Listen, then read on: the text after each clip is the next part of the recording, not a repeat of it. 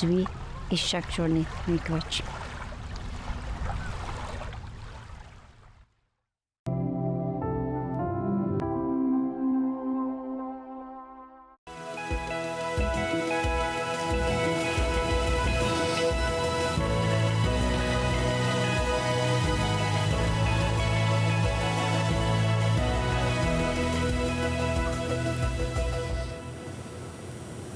Thank you so much and welcome to An Hour to Give. I'm Sam Laprade. We have a very important topic and organization to speak about today, and of course that is the Shepherds of Good Hope Foundation, and the one and only Bernie Forrestal is here. Hi Bernie, how are you? Good, Sam. How are you today? Good, and we go back a long way. We do. Our friendship spans decades. Yeah, and I just love seeing you in this role, Bernie.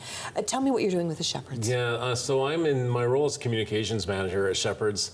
I have the privilege of telling stories of the people Shepherds of Good Hope supports, and the stories of the people who support them, whether they be volunteers or staff.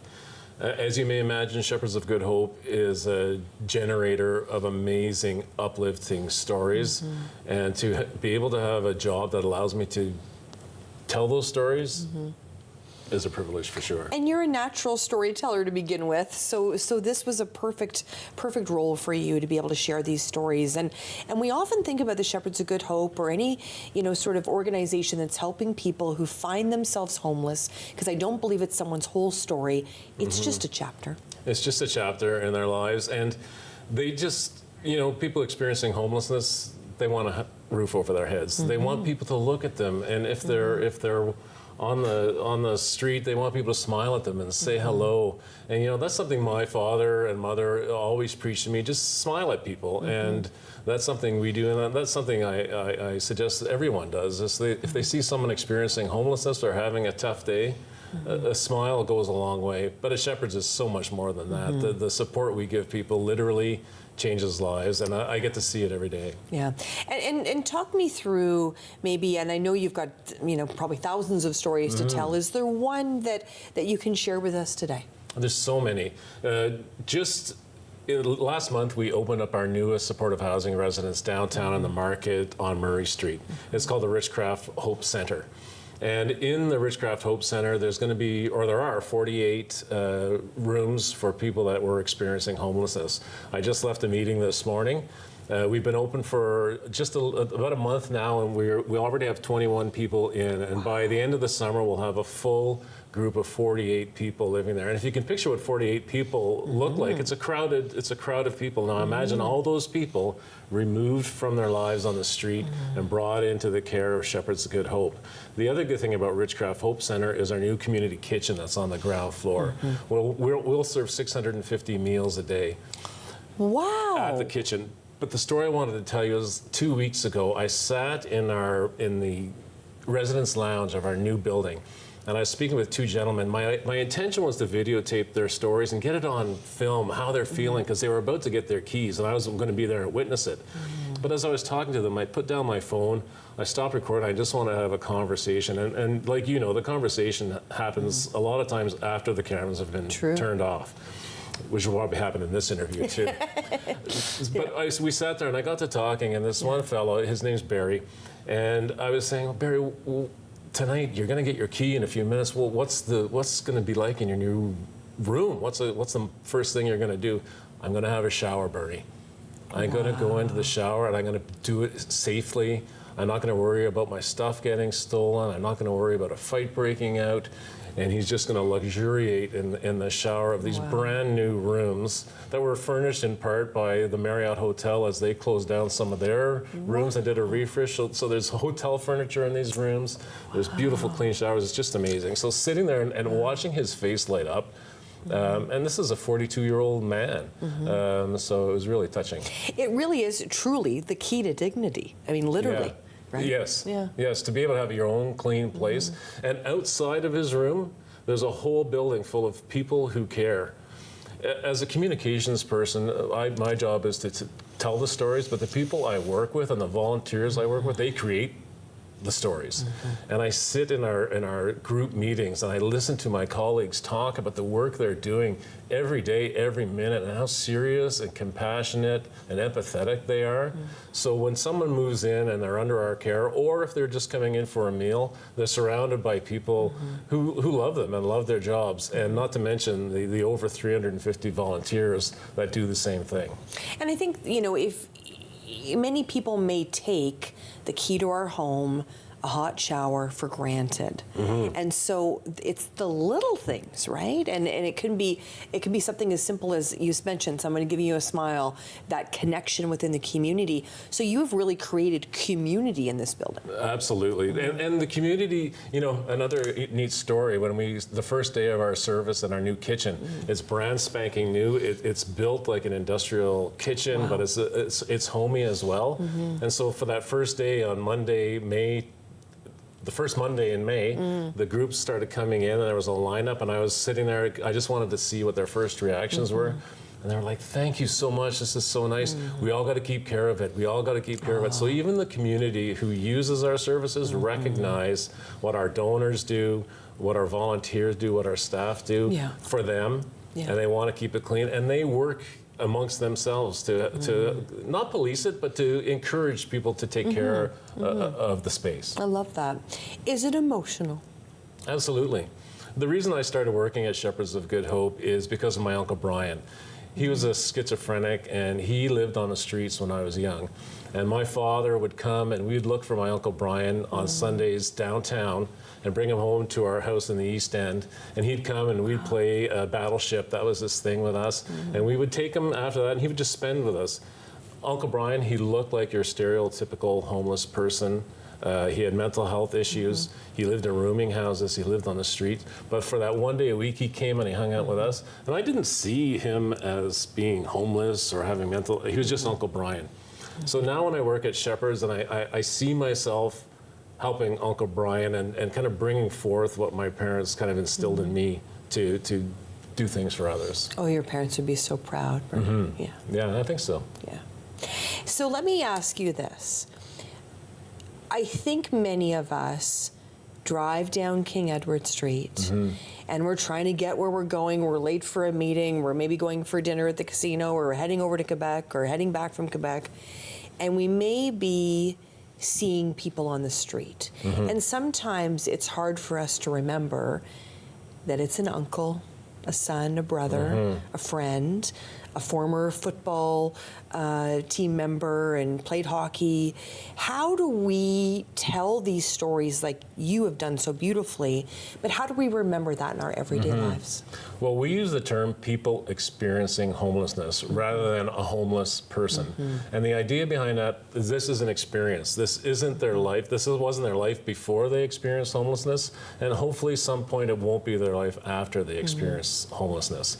So to look at these folks and not look at them in their current state or their current, how they may look to you right now, look past that and look at them for who they were and what they can be. They're just people. And I have the pleasure of meeting mothers and daughters whose sons and moms live with us. And that's what they wish too. They're just people, just like us. So I encourage, we've all had bad days, and if people looked at us and remembered us only for our bad days, that wouldn't be a great way to live. So we don't have to look at people experiencing homelessness at their worst day. They are people. The one thing I know about great storytellers like yourself is you want people to read the stories, engage with the stories. Where are we finding all these great stories? Oh my gosh, you can see them on our website at sghottawa.com. We use social media a lot. We try to get published in newspapers. You're going to be having a guest here, and it was front page on the Citizen, telling our story there and getting into the hearts and minds of people in Ottawa. And also trade magazines. We have a great great thing going with Ottawa Tourism, food recovery. And being able to tell the story of the thousands and thousands of plates of food that we are able to recover from venues across the city with the help of Ottawa Tourism and La Table de Chef. They during the World Hockey Junior Championships of World Hockey. Sorry, I'm losing my voice here. It's all good. we collected over 8,000 separate meals of food that would have normally been thrown out in years gone by, but now we're recovering them. Love It's that. good for the environment, sustainability, and it fed our people. We flash freeze these meals, and we fed them into January. So it gave us about 6 weeks of fresh, chef-prepared food. That's incredible. So getting those stories out to those different vertical groups too. Yeah. I think chefs and hotels, they love seeing themselves as part of the solution. Yeah, and I think that people may be surprised at how many people are facing homelessness, people that are experiencing homelessness at this time. I know that was one of my biggest fears as the pandemic hit. I thought there are so many people on the brink, and this may unfortunately tilt in the wrong direction here. The numbers just keep growing. They do. I think right now, tonight, there'll be 3,000 people experiencing homelessness just in Ottawa. That's a lot of people. One of the other things we do at Shepherds of Good Hope is a diversion project. So there was a student, a foreign student here in Ottawa, and he ran out of cash, and he became homeless. He was homeless for 2 weeks, living in our shelter. And so we don't want to have that person in our shelter, not because we don't want them there. We'd rather that they find another solution rather than coming into a shelter. A young international student who just didn't have the means to feed themselves or get out. So what we did, these are the stories I love finding out about. One of my colleagues, they went and they secured transportation fee, and they got an airline ticket and flew this person overseas back to their home. Now that's not a typical thing that a shelter or a homeless shelter might do, but that's what we're trying to do at Shepherds of Good Hope, is find different ways to stop people from experiencing homelessness in the first place. Yeah. What's a message, we only have about a minute left, but what's a message, Bernie, that you would want to send to someone today that maybe in the past has maybe not looked so kindly on the people that you're caring for? Open your hearts, open your minds, open your eyes, and just realize these are people just like you and me. Any one of us could be on the brink of experiencing homelessness, substance use or mental health challenges, one car accident away.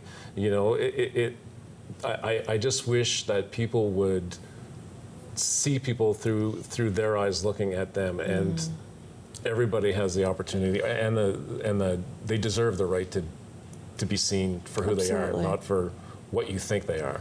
And I think the dignity, the hope, that opportunity to showcase these stories really resonate with donors. I know I'm a proud monthly donor to the Shepherds of Good Hope, and I really hope today that we inspire people to do that. So once again, just to quickly give us the website address where we can go. Yeah, sghottawa.com. Excellent. Thank you so much. Bernie Forrestal joining us today, the one and the only Bernie Forrestal.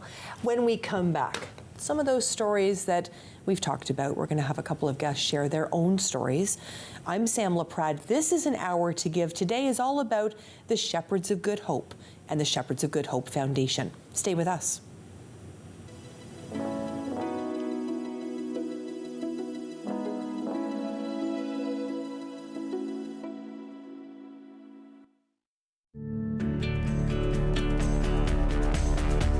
This program is brought to you by Rogers Xfinity, connecting you to more of what you love. Visit Rogers.com for more details.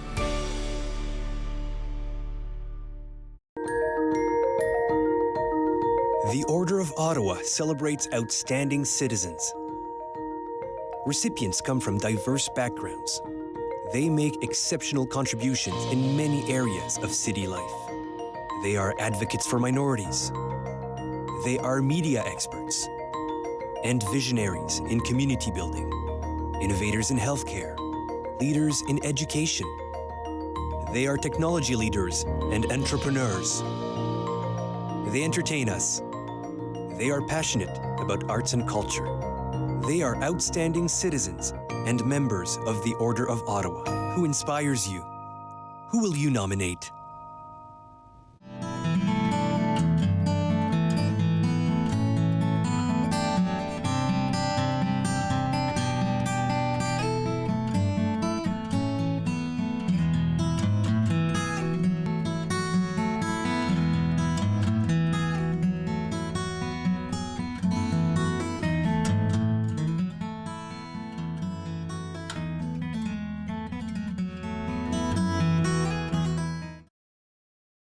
Summer days, summer nights, lots of things to do, places to go, and people to see. If you're having a few drinks, be sure to plan ahead and get home safely. We don't want to pick you up. Drinking drivers risk injuries to themselves and others and take chances with their license, their jobs, and their future. Remember what's at stake and choose your ride, whether you're the driver, the passenger, or the party host. Thanks for supporting Sober Driving. I hope we never meet. Visit arrivealive.org to find out more.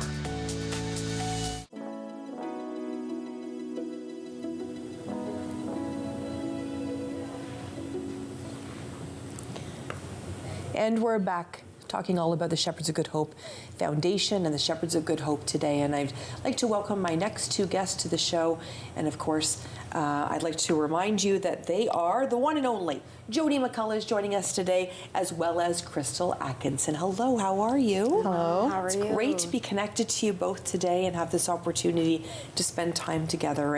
And Jody, tell me a little bit about your connection to the Shepherds. Yeah, so the connection's through my identical twin sister that passed away on March 15, 2023. She struggled with mental health and substance use, and at the end of her life, she was a guest at the Shepherds of Good Hope. Mm-hmm.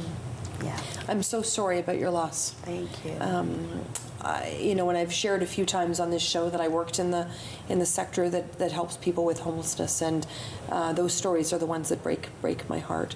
And tell me why you wanted to share your story today. Yeah, just because it's so important to have these stories shared, because like my twin, she was an incredible human being, and I miss her deeply. She had the voice of an angel, would take her shirt off her back for anybody, and had the utmost compassion and empathy for others. And because she struggled, there comes a lot of judgment and shame, and she was viewed when she at her lowest and at her most vulnerable at Shepherds, viewed not really for who she was, right? Because so many people viewed her like with her struggles, and it breaks my heart, because that's not who she was. And so it's just important to share her story and talk about all the amazing things that she was and all the great things that she accomplished.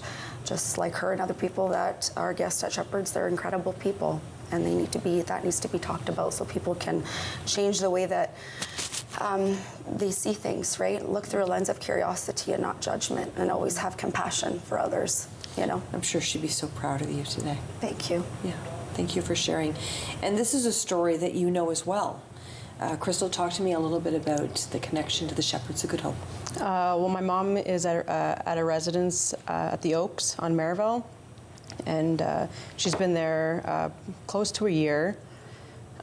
She became homeless. Yeah, it's hard. It's a hard story to tell. Mm-hmm. Mm-hmm. And do you remember the day when you realized that was going to be the option for your family? So I didn't know where to start when she was kicked out of Ottawa housing. So she came to live with us for a couple months, and that became no longer an option because of her mental health and her alcoholism. It was affecting my family and my 7-year-old. To this date, I remember November 28th, we had no choice but to drop her off at the women's shelter. I had no other option. I tried everything. I reached out to my local Facebook. I didn't know where to start.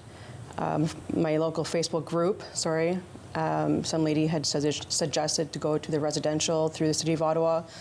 We went through that. We talked to social workers. I was just, we were nowhere. I was kind of just nowhere to, that wasn't going anywhere.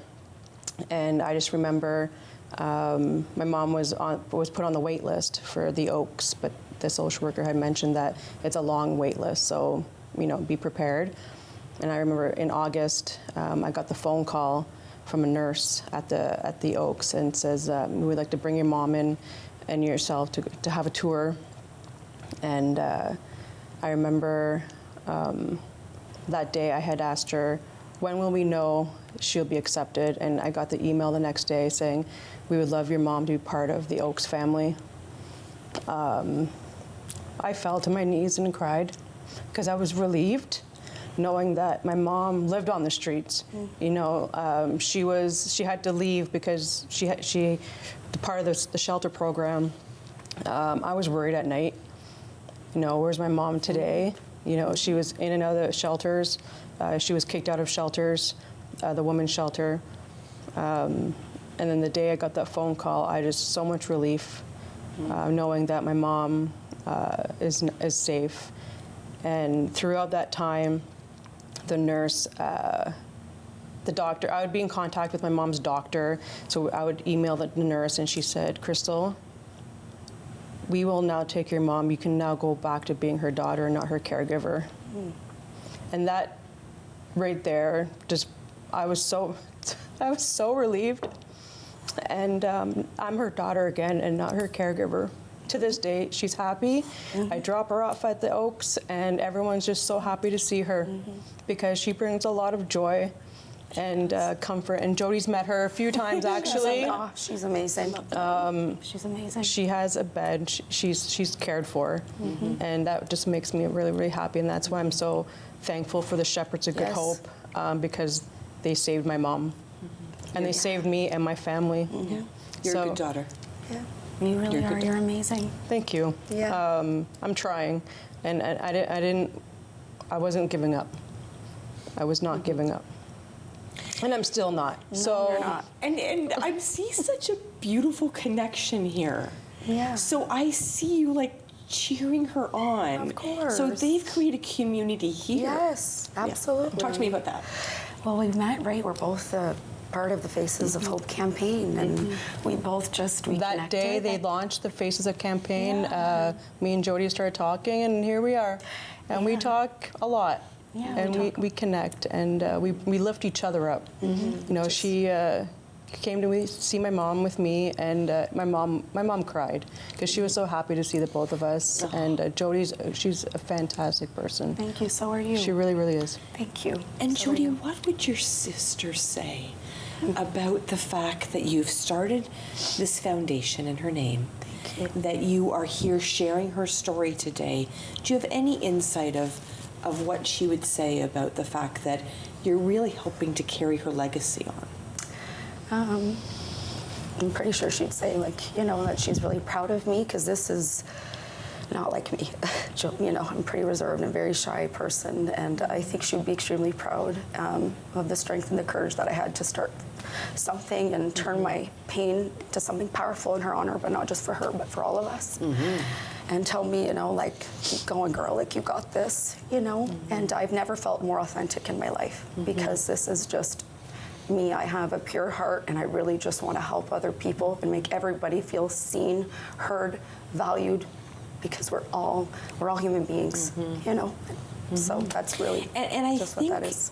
you know, we're talking about two women today. Yes. And I think a lot of people think that experiencing homelessness is a man's issue, if you will. And it is not. No, of course and not. the fact you're both sharing this story today, was that a perception you maybe had? Has this changed it, or did you already know that, you know, there was sort of this challenge for men and I women? never really realized it until I've had to live it with my mom. You don't know what actually goes on until you live it and you see it. And when I see it, I'm just like, wow. That's why I want to continue doing these to bring awareness, because the more you talk about it, the more awareness it's brought. And the Shepherds of Good Hope, I think, is a great organization doing that. And It's unreal. and hopefully with our experience and our journey with this, right? We can hopefully then other people that, you know, can maybe open up about their own journey, and then we can all come together as a community and be there for one another and lift, you know, support one another. 100%. You know? And I think the mental health issues, the substance Yes, abuse, absolutely. all of those issues, and Bernie alluded to it earlier, there, by the grace of God, go I. That could be me next week with a brain injury. Exactly. That could be It could anybody be in this anybody. community. Yes. So that message, That do you message think too. that the campaign that you have both been a part of, do you think that will break some barriers? Hoping so. Absolutely. Yeah, we hope so. You know, we're gonna. I know with the medical system, my mom was in and out of the hospitals No, they didn't really, I don't think they took it seriously. I had to stand in front of the Justice of the Peace and get a Form 2 sign. That's how far I had to go because my mom's mental health was so bad. I'm like, I need to continue to do more. And they arrested her that same day because I explained my situation and said she needs help. And that's not an easy thing to do. As a daughter, having your mother, you know, go through that and see that, and but she's good now. She has a smile on her face, and she's living. Well, because of Shepherds. So, you know, Shepherds of Good Hope is an incredible organization. You know, there for her mom, there for my twin at her lowest, and there for me. You know, so they're really incredible. And when you think about, you know, the fact you were identical twins, you know, you obviously grew up together. I mean, was this change in your sister hard to see firsthand? Very much so. You know, it broke me in many, many ways. You know, it's a trauma event in itself to see somebody that you love so much suffer like that and not know their self-worth or that self-love to get better. You know, because of the stigma, because of the judgment that comes with that. And not only that, like, how do you think they feel, right? People that are struggling, you know, that doesn't make you feel good, you know. Left out, lonely. Yes. No help, no one there to help them. Nobody there, no support, right? So yeah, no, it was very, very, it was hard. But you know, she did, at the end of her life, she did go into treatment, and she did complete a 90-day program. So it was so beautiful to kind of get that glimpse of my twin sister. She came back to her old self, you know, so that was pretty beautiful to see and powerful. But yeah, it was definitely hard. And we only have a short period of time. It goes by so fast. I know. But what's it like to be a daughter again? Amazing. I can't explain it. It just feels good. I will never forget those words when the nurse told me that. And now I'm her daughter. I'm not her caregiver. She's safe. And you know, and loved, and cared for. Yes. And she can be stubborn, but the staff there, I bring her back home. She calls it home now. I love that. Good. It's home to her. Yay. So they're excited when she comes back. You know, because she really does have a big heart, and she does care, and she would give the T-shirt off her back for you. Yeah, she would. Yeah, and amazing. you know, aptly named the Shepherds of Good Hope. Do you have hope? Of course. We all have to have hope, right? It's very important. I think the more we talk about it, I think the more it will be seen. And people understand that, oh wow, there is a problem. There is a problem with homelessness, and yeah.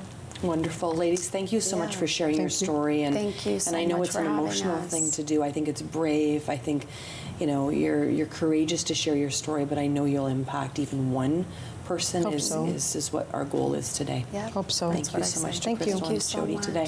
Thank you so much for taking a little peek into the lives of people that are touched so impactfully by the Shepherds of Good Hope. When we come back, more stories to share. I'm Sam Laprade, and this is An Hour to Give. Hugs. Let's do.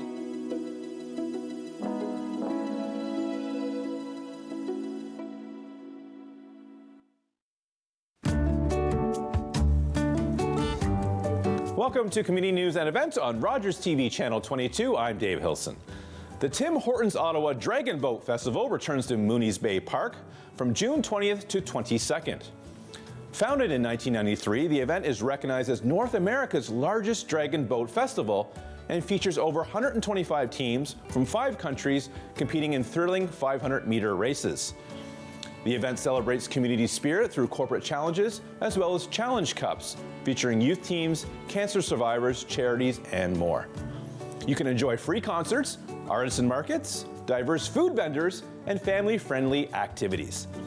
With free admission, it's a vibrant kickoff to Ottawa's summer season. Visit dragonboat.net for full details. To have your community news or event listed on our website, please go to rogerstv.com, click on events, and post your event. That's it. Was that 4 or 5? He's lost count and still thinks he can drive.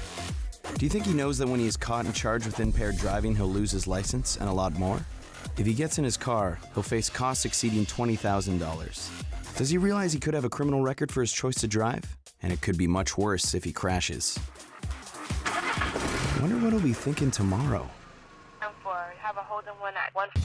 Visit ArriveAlive.org to find out more. Arrive Alive. Drive sober.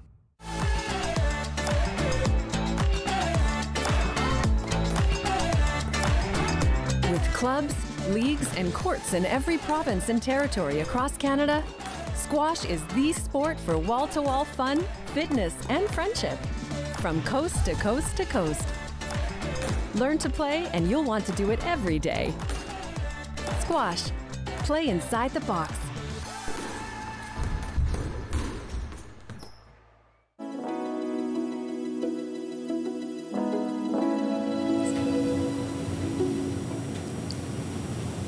Thank you so much for staying with us here on An Hour to Give, talking all about the Shepherds of Good Hope and the Shepherds of Good Hope Foundation, doing that incredible work, raising money so the impact in this community can be felt by so many people that are facing homelessness. And we're joined by two brand new guests to the show, and we're so happy to have them here. Mary Sinclair, how are you, my friend? I'm very well, thank you. Good. Thank you for asking. Oh, I'm so excited that you're here.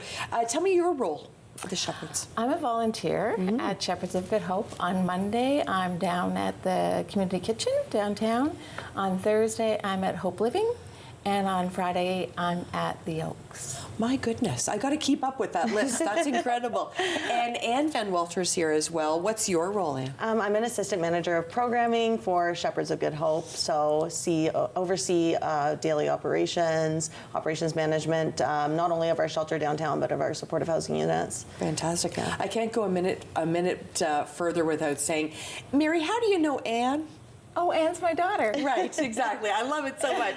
I love the connection. So is it just in the family DNA that you like to give back?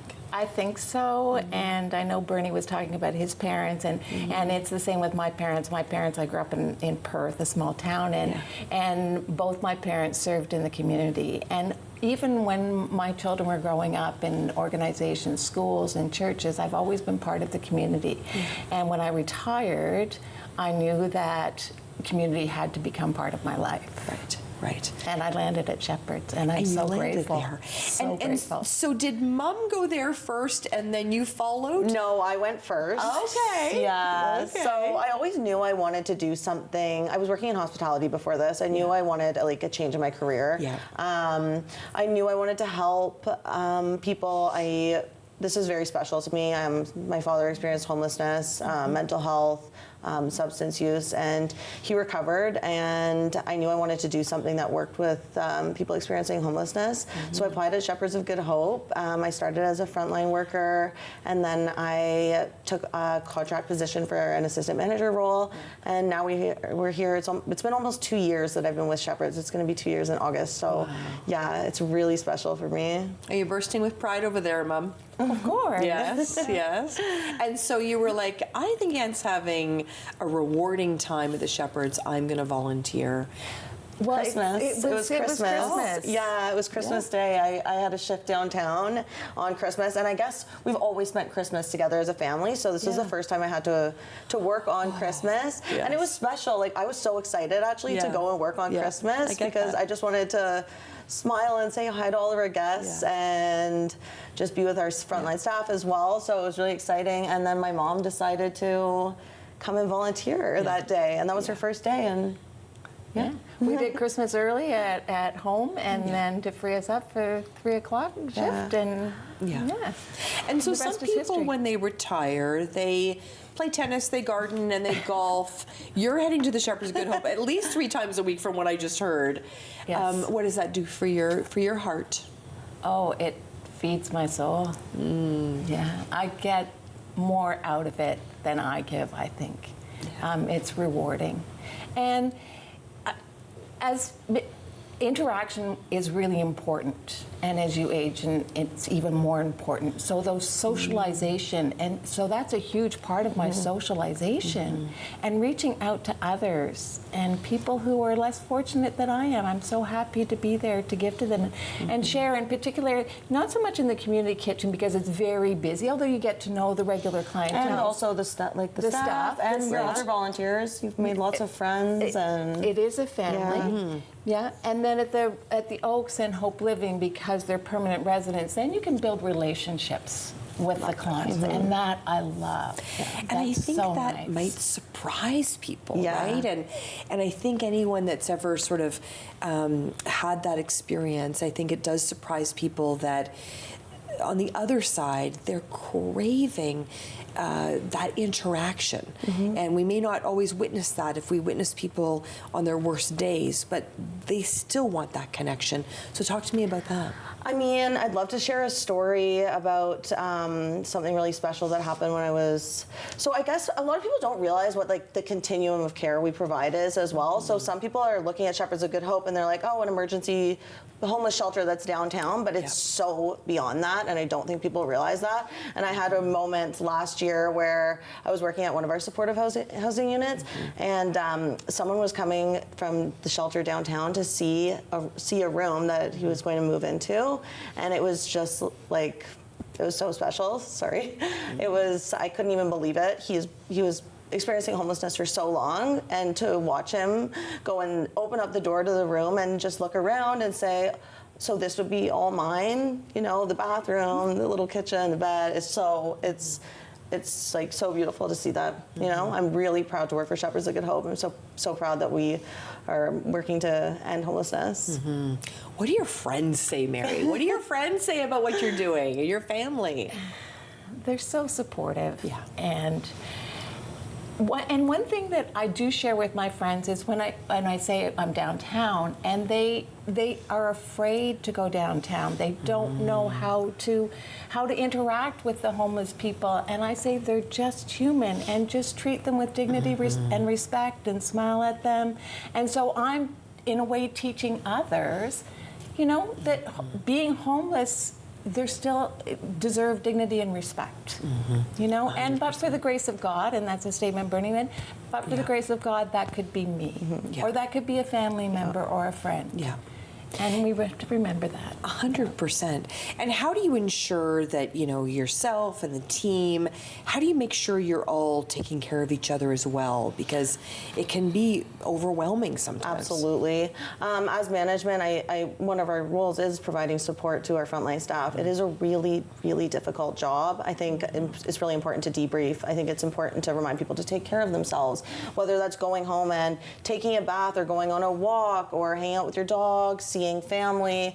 It's just really important to remind people that they need to take care of themselves, and talk about techniques and things that people do to take care of themselves to feel.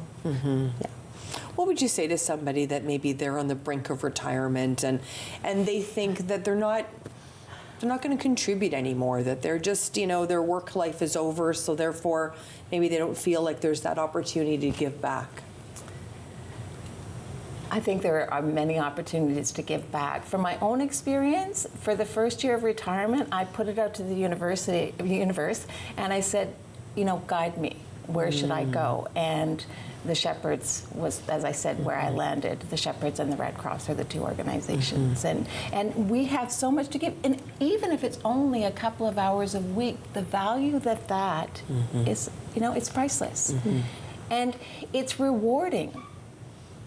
You know, and it's a new stage of life, so there's new opportunities. And volunteering is very different than working. You want to go to Shepherd. You know, Monday when I'm going downtown today, I love Mondays. It's my favorite day. And it's so rewarding. I will say the thousands of government workers probably don't feel the same way on Monday morning. But there's Mary. She's ready to head downtown. I love that so much. You know, I can't help but ask, having Mom there, what's that like to kind of be able to experience that with her? Because I think a lot of people that work in the sector, they may have a hard time talking to their family about what they see. I think it's really a special experience that we get to share together. I'm really fortunate to have this. It's nice that I have someone to talk to at the end of my workday. Sometimes weeks can be really, really difficult, and it's amazing that I have this support from her. I really appreciate that. Like Mondays are amazing for me. I love being able to go over to the kitchen and see my mom, even if it's only for 20 minutes, just to catch up. It's so nice to have her there. The only two people on the planet that love Mondays. I love it. It's true. That's wonderful. And when you think about the support, because I really think philanthropy is time, talent, and treasure. So you are giving time and talent, and talk to me a little bit about what that means in terms of your commitment to Shepherds. We say time and talent and treasure. Well, I get the treasures. Oh, you're going to make me cry. That's beautiful. You know, and you know, I say, if I can make one person smile, I've had a great day. You know, and just interacting with the clients, and especially at the soup kitchen, and just saying hi and how are you, and you know, last week a gentleman shared a story about how he found a crawfish, and I said, sorry, we're not serving crawfish tonight, you know, but just like being part of their lives and contributing to their lives, you know? And I think the surprise for many people, Anne, is the number of people that have trauma that has led them to the Shepherds of Good Hope. I think people, and maybe I'll put up my hand and say maybe when I was in my 20s, maybe I judged. When I learned better, I did better. But when you think about the trauma, whether it be child abuse, whether it be sexual exploitation, whether it be substance abuse, everybody has a unique story. Absolutely. And I think we also sometimes forget about just the trauma of experiencing homelessness on its own. Right. Like, absolutely, yeah. Yeah, so that trauma-informed care is so essential to the work that you're doing too. Absolutely. Yeah. Absolutely. Yeah. And when you sort of think at the end of the day about the legacy that you want to leave, is this part of your legacy other than, of course, your beautiful daughter, but the legacy of giving back? Absolutely. I wouldn't be where I am today without people in the community supporting me, and so I need to play that forward. And you know, having your mom there is so special. Is there times where you maybe reach out to mom at the end of the day and say, maybe there was some sadness that day, maybe you lost somebody that day? Is that helpful to be able to share, and maybe even not even with names, but just sharing, Mama had a rough day, but you know that Mom knows what you're talking about. Absolutely, yeah. And sometimes those days happen, and then she's there, and we go and have dinner on Monday nights together, go on a walk. It's really nice to have that support. And inspiring people to become volunteers, I think that's part of the reason that, you know, that you're here shining this bright light today. What would you say to someone that is nervous to maybe go downtown and go to the Shepherds for the very first time?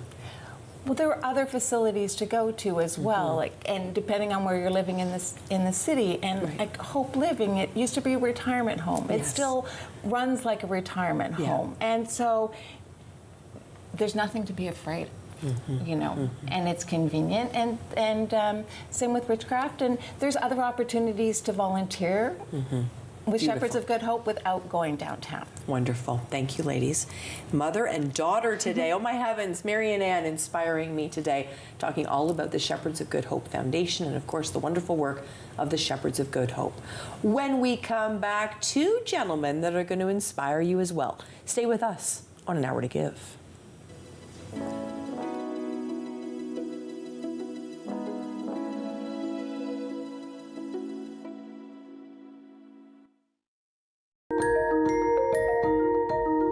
The Order of Ottawa celebrates outstanding citizens. Recipients come from diverse backgrounds. They make exceptional contributions in many areas of city life. They are advocates for minorities.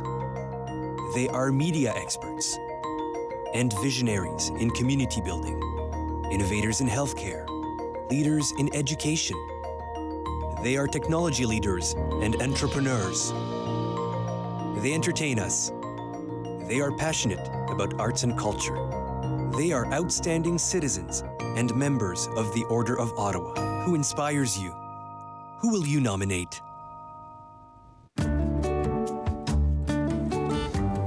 Welcome to Community News and Events on Rogers TV Channel 22. I'm Lamine Medri. The Tim Hortons Ottawa Dragon Boat Festival returns to Mooney's Bay Park from June 20th to 22. Founded in 1993, the event is recognized as North America's largest dragon boat festival and features over 125 teams from 5 countries competing in thrilling 500-meter races. The event celebrates community sprint through corporate challenges as well as challenge cups featuring youth teams, cancer survivors, charities, and more. Enjoy free concerts, artisan markets, diverse food vendors, and family-friendly activities. With free admission, it's a vibrant kickoff to Ottawa's summer season. Visit dragonboat.net for full events detail. To have your community news and events listed on our website, please go to rogerstv.com, click on events, and post your event. That's it. Every year, dozens of Canadians are killed or seriously injured because they take risks around railway tracks. Talk to your loved ones about rail safety. Visit stoptracktragedies.ca.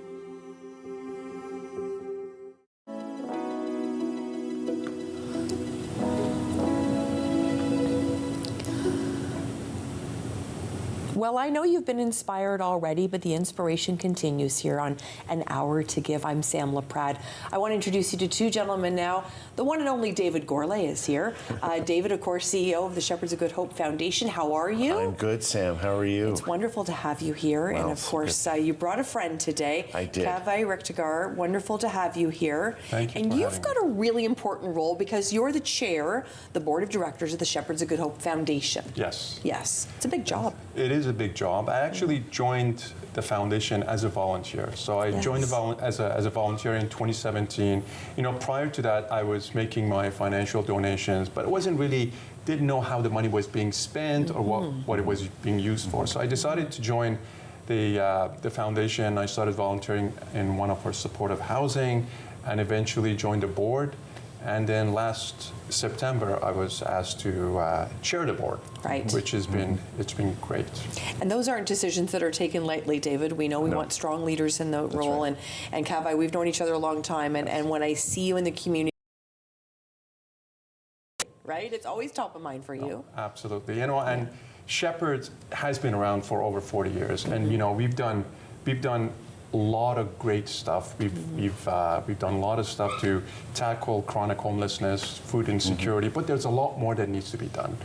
So there's a lot more that needs to be done, and at the board level, we don't really talk about whether we need to do more, because we know we need to do more, but how do we do more with what we have, or how do we tool up or scale up to make sure that we provide the support that is needed in the city? That is why last month, for the first time in our history, we approved the very first strategic plan at the foundation level. You know, amazing. We're going to use this strategic plan to re-envision, refocus our vision, our priorities, our go-forward plan, so that we can imagine the future that we want to have for the foundation. I'm a very visual person, so I picture everyone rowing in the same direction, whether that be board and staff and volunteers. So that process was really important for you as well, David. It was a very inclusive process, Sam, and we wanted to make sure that our foundation team, the board, and members of the community, as well as, of course, the operations team at Shepherds, were all involved, all invested, and really, as you say, rowing in the same direction. So our strategic plan really does reflect us as an organization and the aspiration that we have to make an impact through our donors. And what I know about a strategic plan, and I've done a lot of them in my life, that's why I'm so gray, is that it's a one thing to do it, it's another thing to put it in action. So what are you most excited about? You know, the 3 things, so it took us about 5 months to put the plan together. So it's about making sure that we create the vision, the future that we want to have. We want to make sure that the future is based on our actions and not just random things that happen to us. So the very first thing, you know, Dave joined our team 5 years ago. 5 years ago, back in April. So he has taken a very small team and he has made it the team that it is now. Very nimble, very effective team. You know, our revenues are increasing our processes, our policies, our donor base, and yada, yada, yada. Everything has improved. So we want to empower Dave and his team to continue that, continue to create products, services, messaging, so that we can help our donors and supporters and volunteers to resonate with and come and join us. Beautifully said. I can see why you're the chair. Yeah. I can see. And you did a beautiful job a couple of weeks ago, Taste for Hope. I was there, and I don't know how it happened. I ended up being front row. It was fantastic. I had a front row to the whole thing. There was, I think everybody was there from the entire community. It felt that way anyway. And you did a wonderful job. You raised a lot of money. Tell us about the event. Thank you, Sam. We're so proud. I mean, 500 community leaders coming together. The room, to me, the vibe of the room was about friendship. It was about connection. It was about community. And of course, it was people learning more about the great work that we do at Shepherds of Good Hope. And that really is, you know, you just talked to Anne, you talked to Mary, one of our top volunteers. They are on the front line each and every day. And we wanted these community leaders to really learn about that. And we did that. And we raised $400,000 in one night, right? Corporate sponsorships, donations, auctions, the supportive housing room where people were learning what exactly is supportive housing, the wraparound supports, and what does a typical room look like. So for us, it's really the education and the awareness. Bernie talked about the diversion program, talking about that to our guests. That's the one opportunity we have to bring everyone together in one room and be philanthropic, be generous, and support Shepherds. That's what we want. I've never seen you so smiley. I saw you there. You were smiling. You were a smiling guy that night. Both of you were smiling. I loved it. There was a peanut butter and jam contest where 4 community leaders got up and showed their cooking culinary skills, and I was so grateful I wasn't asked to do that because I can't make a peanut butter and jelly sandwich. But I was so happy to see the way that the event. Not only ran smoothly, so you must have been very proud as a chair, but it was also the connection to community was there in the room, and it was hard to explain to those that weren't there, but did you feel it? Absolutely, absolutely. And that's one of the things that we want to bring out in our strategic plan. We want to make sure that every event, every engagement, every touch point that we have with our donors, supporters, sponsors, volunteers, makes that lasting connection with them. We want to make sure that they see themselves as part of the team helping the community. You know, one of the things that we want to do as part of the strategic plan, we want to make sure that as people provide their financial support, they can see how the money is being used. We want to make sure that they can see the impact that it's having on the people that they're supporting. So yes, it was a fantastic night, and the event went great. It was smooth, smooth, smooth. Yeah. The word transparency is really what I'm hearing here, that the money that's raised, you want that transparency in terms of how we're spending it, what it costs to put somebody in supportive housing. And we know that the shelter system is a Band-Aid solution. We know that. The way that you can take people and have them have that opportunity to put that key in a door that's their door with their bathroom and their bed, that's what it's all about. And it really is, Sam. So to end chronic homelessness, our vision and our passion is supportive housing. The more supportive housing, the better it is, because as you've just said, it's a permanent solution. And what a lot of people in Ottawa don't know is that we have a facility in Canada. We have facilities in Nepean. It's not just in the core, the Byward market. We see supportive housing as that solution that is very viable. It's very tangible, and it gives people dignity. This is what it's about. It's about dignity and compassion, and that's what donors are supporting each and every day. The operations of housing. This is not just a building and a unit that's empty. There's supports, harm reduction programs and services that costs us money. So that's where our donors are coming in. Our donors are understanding more and more what are the opportunities to provide people that permanent sense of dignity and attention. I think it's really important that we as an organization are providing people who are experiencing homelessness, we're giving them their voice back through dignity. And that is so powerful to the conversations that the team has with donors in the community, talking about let's give people their voice back. And you've been with the foundation for such a long time, the Shepherds of Good Hope Foundation. Do you have conversations with your network where you're able to bust some myths that people have. Yeah, and that's a great point. So one of the things that we want to do as part of our strategic planning process, we want to tell people authentic, engaging stories to really change the perception. You know, we've done a lot of good for helping the causes that we support, but there's still a lot of people out there that see us as a soup kitchen. Right. They still see us as a overnight shelter program. We want to change that. We want the message to focus on, as Dave said, the 6 supportive housings that we have across the city, from Canada to Orleans. We want to make sure that the message is focused on hundreds of people that are now living with dignity, with hope, in comfort, and full support for as long as they want to live there. We want to make sure that the message is focused on the latest and the greatest capital campaign program that we just completed in support of the latest supportive housing that we just opened up in April. So we want to make sure the messaging is focused on solution, not the problem itself.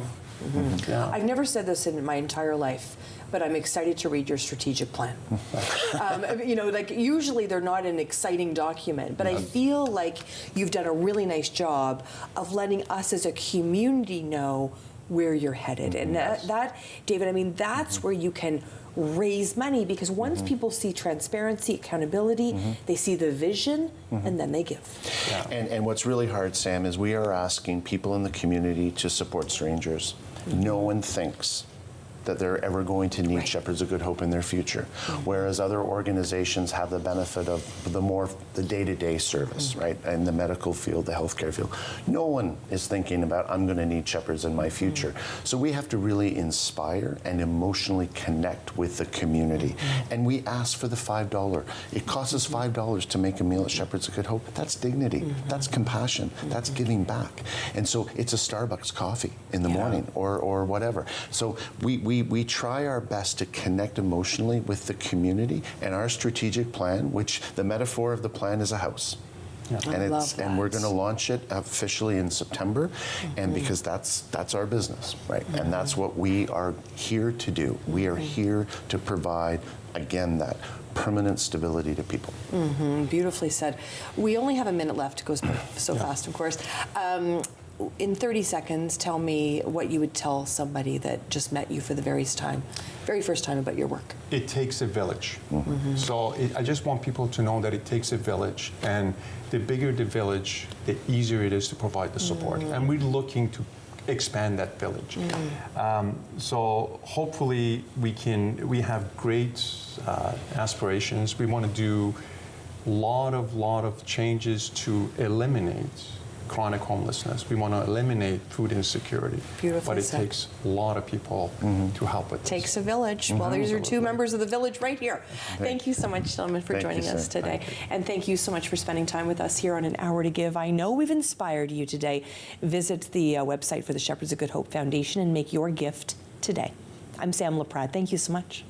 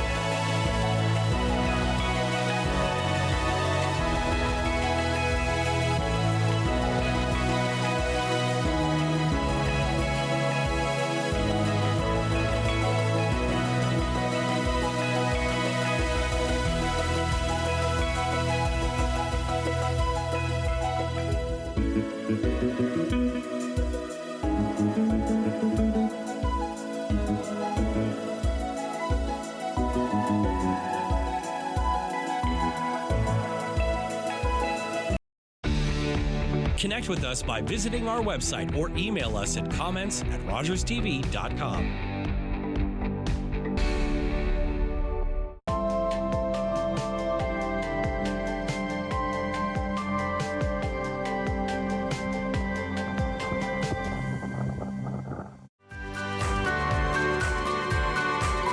Join me, holistic chef Daniela Croco, for season 4 of Simply Cooking by Chef, right here on Rogers TV.